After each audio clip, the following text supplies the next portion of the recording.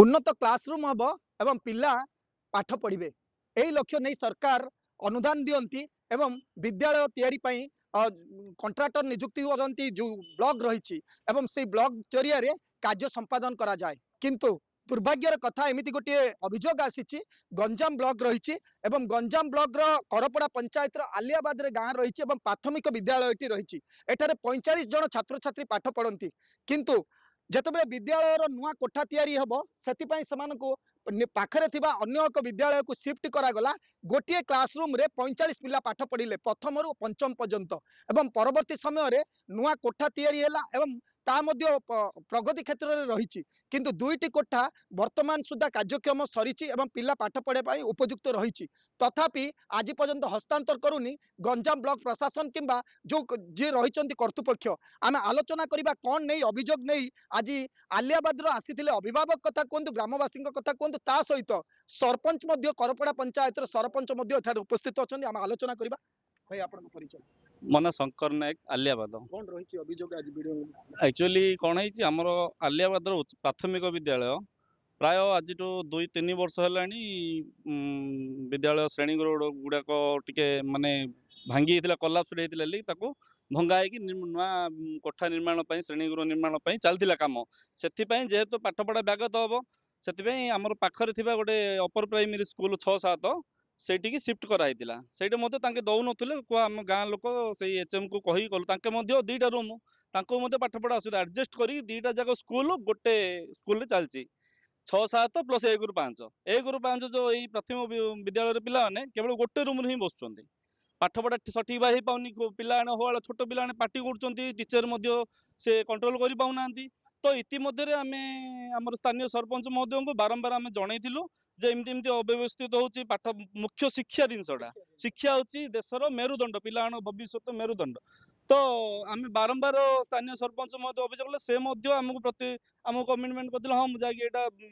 हमर प्रशासन सहित कथा वीडियो महोदय कथा हेतिले समिति मीटिंग रे मध्य उपस्थापना करथिले ए पर्यंत कोनोसी भी तार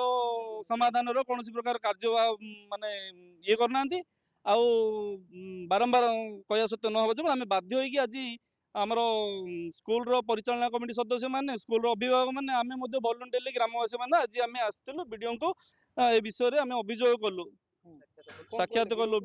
वीडियो महोदय कहले कि हो ठीक अछि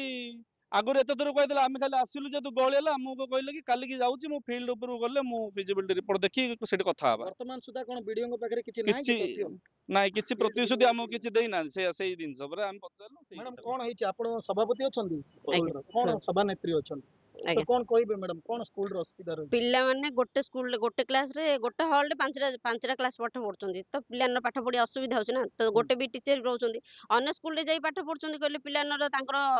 पिल्ला मानु बाथरूम लेट्रिन जीवा पय भी असुविधा होछ घर को सार दीदी पठौचंदी तो छोट पिल्ला रास्ता रे आसले कोड कोन हेले कोन सेडा पय दाई की रहइबो तो हमको स्कूल हम स्कूल हां आज्ञा काहे कि दो ना सेडा वीडियो को जणा आमे तो आमे संगे देबे फील्ड ऊपर जाई कोन कहबी कहले बे किछि कहि नांती काली गल्ले कहबी कहउचंती जदी न जे समाधान किछि समस्या रे समाधान जदी न करी आमे तारो किछि एक्शन नबु त हम पिल्ला न भविष्य तो नष्ट होई जियो ना कोन कहबे मैडम आपनकर पिल्ला छुआ पढुचंदी टॉयलेट जीवा पय जदी असुविधा होछ कोन करूचंदी हां सर हमर मोर भी दुडा छुआ अछंदी गोटे पगड जियो से माने कोन छोट छुआ जाऊ घर छाड़ देउचंदी रास्ता रे पिल्ला ने कोन असुविधा सुविधा ले सेरा ग्यारंटी के न कोठा न होइतिल अलगा कोठा कोठा हैला हां सर हेइछ सेडा तो देबा कथा ना हम सरपंच भी एते कंप्लेन करला पर भी जदी से बुझु ना आंदी तो वीडियो एथिरे किछि थिबो हम कहू ना आंदी कोन कर देखो आपन को अनेक बार आपन को पंचायतवासी आलियाबाद रो लोक माने अभिभावक कथा कोंदु तो अभियोग कला पर भी काहे की समस्या समाधान हो प्रथम तो आज्ञा से स्कूल रो पूरा कोलाप्स अवस्था रे थिला जोडा कि मो पीरियड भीतर बहुत चेष्टा करके ताको भांगिली भांगिकी अन्य लोक को देई काम करथिली आज्ञा प्रथमे आसीथिला हमर टीसी मैडम कर जोडा स्कूल सर्वशिक्षा अभियान 10 लाख टंका 10 लाख रे काम चलीथिला काम सरला परे आसिला हम ओडिसा नवीन ओडिसा प्रोजेक्ट सेइतिर भी 10 लाख टंका सेठी थिला साइन बोर्ड बना है ऑनगोइंग है फाइल 5000 पाई जे काम करी तापर आमको जेई कहले कि स्पीड अप करी काम कर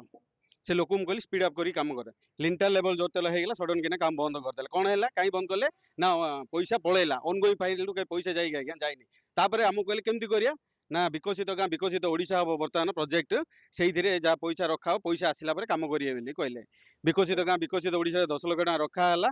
ରଖା ହେଲା ପରେ ପଇସା ଯେତେବେଳେ ଏପ୍ରୁଭଲ ହେଇକି ଆସିଲା ଜଣେ କାମ କରିଛନ୍ତି ମାତ୍ର ଆଉ ଜଣକୁ ପଠଉଛନ୍ତି ସେଇଠି ସାଇନ୍ ବୋର୍ଡ ବନେଇବାକୁ। ଏ ନେଇକି ମୁଁ ବିଡିଓଙ୍କୁ 50 ଥର କମ୍ପ୍ଲେନ୍ କରିଛି, ଲିଖିତ ଦେଇଛି। ଇଭେନ୍ ସମିତି ମୋ ବୈଠକରେ ମଧ୍ୟ ବିଡିଓ ସାର୍ଙ୍କୁ ମୁଁ କହିଛି। ଶେଷବେଳେ ଆମର ମାନ୍ୟ ସାଂସଦ ପଦିଆ ବାଣିକା ବି ପ୍ରେଜେଣ୍ଟ ଥିଲେ, ବୁଝିଲେ କି ସାର୍ ମଧ୍ୟ ଗୋଟେ କଥା ଦେଇଦେଲେ ମାସେ ଭିତରେ ଆପଣଙ୍କର ସବୁ ଆଉ ସେଇ ଯାକ ଇଏ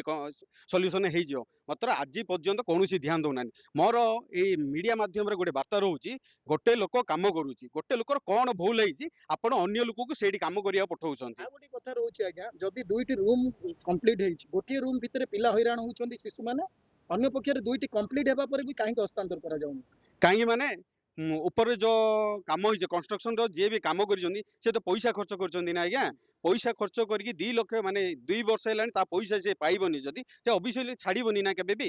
ପଇସା ବହୁତ କଷ୍ଟରେ ଆସୁଛି। ଏଇଥିରେ ମୁଁ ବିଡିଓଙ୍କୁ ବାରମ୍ବାର କହିବା ପରେ ମଧ୍ୟ ବିଡିଓ ଆପତ୍ତି କିଛି ବି ଷ୍ଟେପ ନଉନାହାନ୍ତି। ମୁଁ ଭାବୁଛି ଡାଇରେକ୍ଟଲି ଆଉ ଇନଡାଇରେକ୍ଟଲି ଏଇଥିପାଇଁ ବିଡିଓ ହିଁ ଦାୟୀ।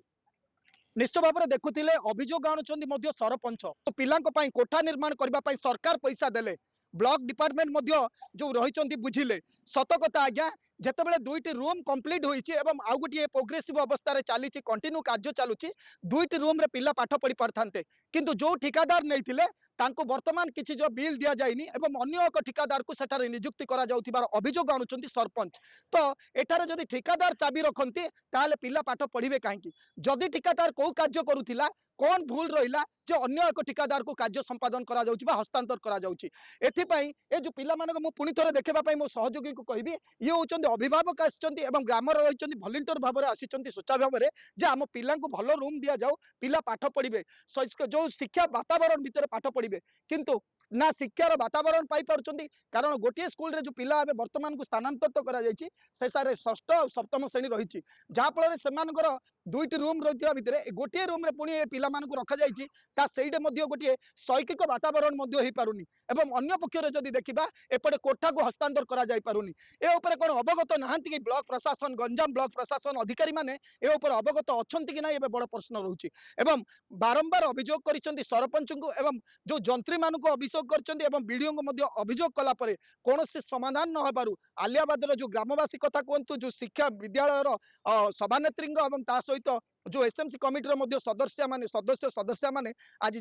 ବିଡିଓଙ୍କୁ ସାକ୍ଷାତ କରିଛନ୍ତି ଏବଂ ବିଡିଓ ମହୋଦୟ କହିଛନ୍ତି ଯେ ମୁଁ ଗ୍ରାଉଣ୍ଡକୁ ଯିବି, କଣ ହୋଇଛି ଦେଖିବି। ମୋର କହିବା କଥା ହଉଛି, ଯଦି ଏତେ ଦିନ ପର୍ଯ୍ୟନ୍ତ ଘଟଣା ଚାଲିଥିଲା, ଏତେ ଦିନ ପର୍ଯ୍ୟନ୍ତ ଅଭିଯୋଗ ଚାଲିଥିଲା, ତାହେଲେ ବିଡିଓ ମହୋଦୟ କଣ ଜାଣିନଥିଲେ କେ ଉପରେ? ଆଜି କାହିଁକି ଆବଶ୍ୟକ ପଡୁଛି ଯେ ଗ୍ରାଉଣ୍ଡକୁ ଯିବାର ଆବଶ୍ୟକତା ପଡୁଛି? ଯଦି ଠିକାଦାର ନେଇଥିଲା ସେ ତାର କୋଉ କାର୍ଯ୍ୟ ଭୁଲ ରହିଲା ଯାହା ପାଇଁ ଅନ୍ୟ ଏକ ଠିକାଦାରକୁ ସେଠାରେ ନିୟୋଜିତ କରାଯାଉଛି? ଏବଂ ଯଦି ଠିକାଦାରକୁ ନିୟୋଜିତ କରାଯାଉଛି ତ ତାର ପୂର୍ବ 2ଟି କୋଠାକୁ କାହିଁକି ଆଜି ପର୍ଯ୍ୟନ୍ତ ଖୋଲା ଯାଇ ଯୋଉ ପିଲାମାନଙ୍କୁ ପାଠ ପଢିବା ପାଇଁ ମଧ୍ୟ ଯୋଉ ବିଦ୍ୟାଳୟକୁ କାହିଁକି ହସ୍ତାନ୍ତର କରାଯାଉନି? ଇଏ ଅନେକ ପ୍ରଶ୍ନ ରହିଛି। ଏ ଦିଗକୁ ଯଦି ଦେଖିବା ଏଠାରେ ରାଜନୈତିକକରଣ ମଧ୍ୟ ସ୍ପଷ୍ଟ ବାସ୍ନା ଶୁଣା ଯାଉଛି ବା ବାସ୍ନା ଆସୁଛି। ଏବଂ ଅନ୍ୟ ପକ୍ଷରେ ଯଦି ଦେଖିବା ଆଜି ପର୍ଯ୍ୟନ୍ତ ଯନ୍ତ୍ରୀ ମାନେ କରୁଥିଲେ କଣ? ପିଲାମାନଙ୍କର ଶିକ୍ଷା କଥାକୁ ମାନେ ଗୁରୁତ୍ୱ ଦଉଛନ୍ତି କି ନାହିଁ? ଏଠାରେ ଅନେକ ପ୍ରଶ୍ନ ଠିଆ ହଉଛି। ତେଣୁକରି ଆମ ମାଧ୍ୟମରେ ଆମେ କହିବା ପାଇଁ ଚାହୁଁଛୁ ଯେ ବିଦ୍ୟାଳୟରେ ରହିଛି ପିଲାମାନଙ୍କର ପାଠ ପଢିବା ସେମାନଙ୍କର ମୌଳିକ ଅଧିକାର ରହିଛି ଏବଂ ପ୍ରଥମେ ଶିକ୍ଷାକୁ ଅଗ୍ରାଧିକାର ଦିଆଯାଉ। ତା ପରବର୍ତ୍ତୀ ସମୟରେ ଯୋଉ କୋଠା ନିର୍ମାଣ କଥା କୁହାଯାଉଛି ତା ଉପରେ ଆପଣମାନେ ତଦନ୍ତ କରନ୍ତୁ, ତାପରେ କୌଣସି ବିଲ୍ କଥା ଚିନ୍ତା କରନ୍ତୁ। କିନ୍ତୁ ପିଲାମାନଙ୍କର ବାଧା, ଶିକ୍ଷାରେ ବାଧା ହଉଛି, ଏହାକୁ ଦୂରରେ ରଖି ଆପଣମାନେ କାର୍ଯ୍ୟକୁ ବାରମ୍ବାର ପରିବର୍ତ୍ତନ କରୁଛନ୍ତି କିମ୍ବା ସମ୍ପୂର୍ଣ୍ଣ କୋଠାକୁ ନ କରି ଆଜି ପର୍ଯ୍ୟନ୍ତ ରୋକାଯାଇଛି ଏବଂ ତାକୁ ବନ୍ଦ କରି ଦିଆଯାଇଛି, ଯାହାଫଳରେ ପିଲାମାନେ ପାଠ ପଢିବାର ଅସୁବିଧା ହଉଛି। ତାଙ୍କ ବାପା ମା ମାନେ ଆସି ଆପଣଙ୍କୁ ଅଭିଯୋଗ କରିଛନ୍ତି। ତେଣୁକରି ଏହା ଉପରେ ତଦନ୍ତ କରି ଯଥାଶୀଘ୍ର ଏ ବିଦ୍ୟାଳୟର କୋଠାକୁ ଖୋଲିଲେ